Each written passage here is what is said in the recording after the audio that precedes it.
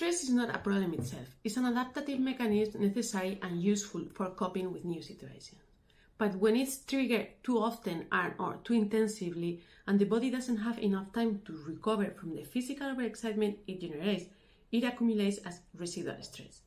At a certain point, this residual stress becomes incompatible with your dog's emotional health.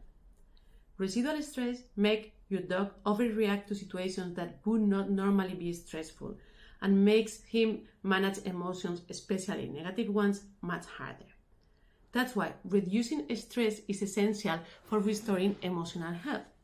You can actually evaluate this because everything we evaluate. Everything we do with our dogs, even simple obedience, we evaluate. Needs observation and adjustment. Here are 3 simple ways to evaluate stress. 1. Stress activation and recovery. If your dog experiences frequently stress several times a day and never regains calm and emotional stability, that's a red flag. 2. Representative situation. Does your dog rarely relax in safe, calm situations like resting at home when everybody's resting, overreacting suddenly to minimal stimuli like waking up startled when someone passes nearby? 3. Stress symptoms. Look for frequent mood swings, excessive panting or drooling, inability to focus, hyper-responsiveness to small sounds, scanning the environment, taking too much contact, instability during training, sleep disturbance, weight loss, dull or shedding coat, exaggerated alarm reactions. In stressful situations, your dog might repeat behaviors, each more intense than the last, showing increasing emotional activation.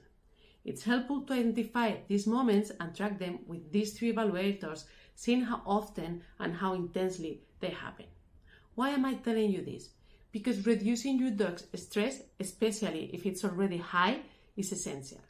Residual stress, the kind that accumulates and makes emotional management harder, can come from positive activities, we call it eustress, like non-stop play at the park, or negative ones, de-stress, like a busy stress full of uncomfortable triggers. Lowering stress is often the first step before working on behavior, because high stress, especially residual stress, blocks progress. I'm not diving now into stress linked to fear or aggression. I just want to give you one super simple exercise you can start right now. It takes almost no time, but will help your dog improve his behavioral health and strengthen his emotional coping skills. Scent work. It's simple and effective. If your dog gets kibble, scatter it on the snaffle mat in the garden or around the house. Personally, with my high energy, high emotional dog, I use the snaffle mat on rainy days. Otherwise, I look for a quiet green area outside where other dogs will not disturb us, and I scatter her breakfast across the grass. Leash loose and let her search and sniff. Always stay aware of other dogs or potential interruptions. Each dog and situation is different.